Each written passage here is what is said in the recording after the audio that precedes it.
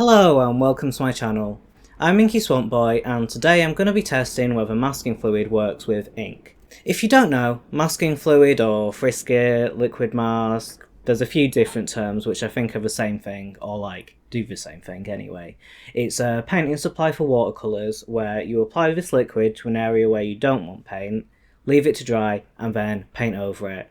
Then when your art is all dry, you peel or rub away the masking fluid and the paper underneath should be clean.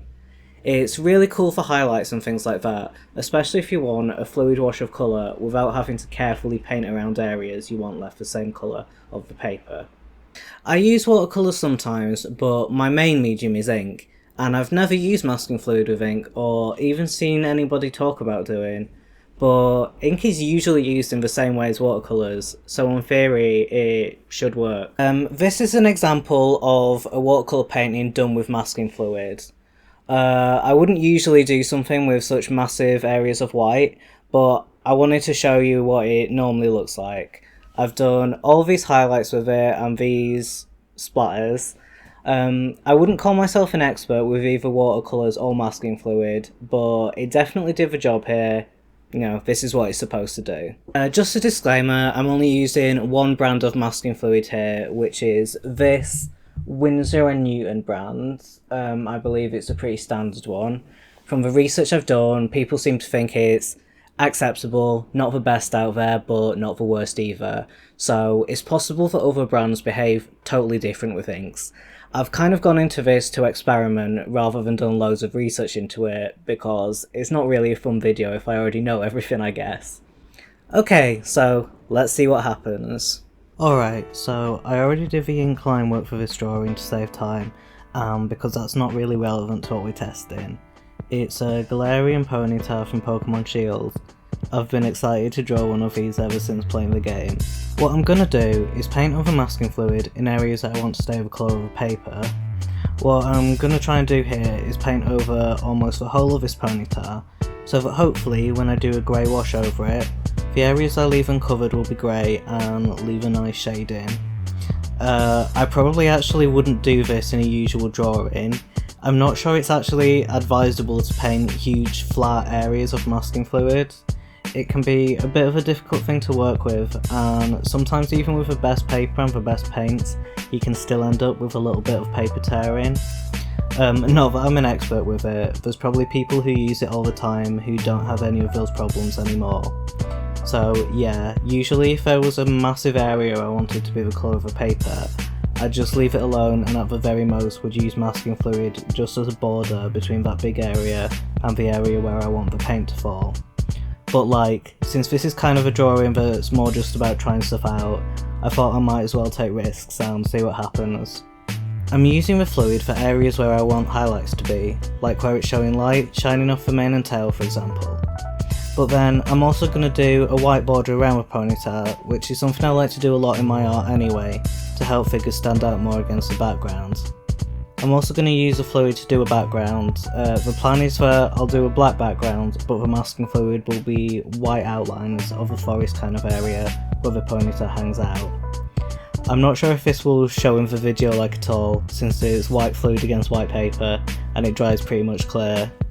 To be honest, I can't really see what it looks like very well to the naked eye, so it'll kind of be a surprise to all of us what it ends up looking like. It's important to let the masking fluid totally dry before doing any painting, so I have to let it sit until it's dry to the touch, and then start using the ink. For the colour parts of the drawing I'm using standard drawing inks, and for the black wash and eventually the black backgrounds I'm using India ink. So far, it's applying over the masking fluid the same as watercolour, maybe a bit less resistant to the fluid. Like with watercolour it seems to totally win off the dried fluid, and this is sticking to the top of it in places. To be fair, it does it less when it's really diluted, so it's possible it's just the water that makes anything run right off the masking fluid. The thing I thought possibly might go wrong with this experiment is that the ink would sort of soak through the masking fluid and onto the paper, so that it wouldn't work. I think I've applied it in a variety of thicknesses across the image, so if it soaks through in some places, it might not in others. I've discovered before though that if you use the masking fluid too thickly it can tear the paper, so basically it would be great if it doesn't need to be super thick. I feel like the background is going to be the real test, because it's heavy black India ink, mostly not really diluted, so I feel like if it works with that, it probably does work with ink in general. As I said, ink is generally pretty similar to watercolours, but really dark, heavy black ink feels like it's going to be the biggest challenge. So far, the background looks like it all works, it's going to look really nice, so I really hope it does, because I would like to get a good drawing out of this if possible. Once again, we have to wait until it all dries, because otherwise, not only will it smudge the ink everywhere since you have to rub kind of hard to get up all the masking fluid, but also it makes it less likely that the masking fluid will even work if the paper is still wet. Okay, so I'm using a putty eraser to help get up the fluid. It's working really well, this is what it's supposed to do. That's actually pretty exciting. I guess I thought it probably would work, because I couldn't see any reason why it wouldn't, but nobody ever talks about using it with ink, so I wasn't sure. It looks really nice as well, really sharp and clean. I'm going to keep rubbing it out and see what happens. Okay, so when I was rubbing part of it, a little piece of paper tore off, which is sad. I feel like that's probably my fault though, because as I said, I've had that problem sometimes just using masking fluid with watercolours.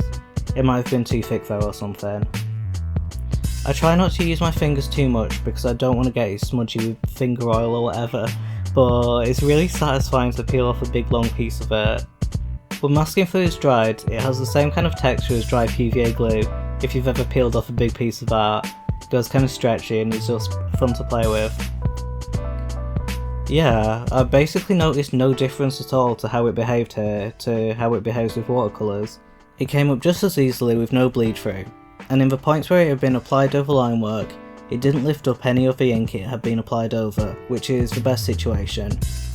And where it did pull up some of the paper, as I said, I think that's just what masking fluid does. Which, unfortunately, was super clear when it came to the face and body of a ponytail, where I put down such large amounts of the fluid. Most of it came up pretty easily, but some seemed to be quite resistant, and in getting it all up, it definitely roughed up the paper a little bit. So that was just the masking fluid doing that, I think, because in those areas, the amount of ink I put over it was so diluted that I doubt it had any effect whatsoever. That's either just my technique, or it's this brand of masking fluid, or this kind of paper, or maybe it's just a bad idea to do large areas of a fluid, since wherever I did just lines and dots and things, it worked perfectly. So yeah, there were a few little scuffed areas, but I think all of those are repairable, and I managed to get a nice enough drawing out of it. The highlights are a bit more vibrant than I'd usually do, but I actually really like the background, and that was the most experimental part of this drawing. And in terms of my experiment as to whether masking fluid works with inks, it seems it definitely does. So I'll have to keep it in mind when I do any drawings with white highlights, because it might save me some time instead of having to overpaint it with white ink. Cool, so I think really that experiment was a success. Like, I'm not brilliant at using masking fluid in general, but it seems to at least be exactly the same with ink as with watercolours, so that's a pretty positive answer. Hopefully this video might be helpful to other people wondering about the difference between inks and watercolours when it comes to this. It seems like there really isn't any difference here. So yeah, thanks for watching, please like this video and subscribe if you haven't already, and I'll see you again soon for more art videos. Bye!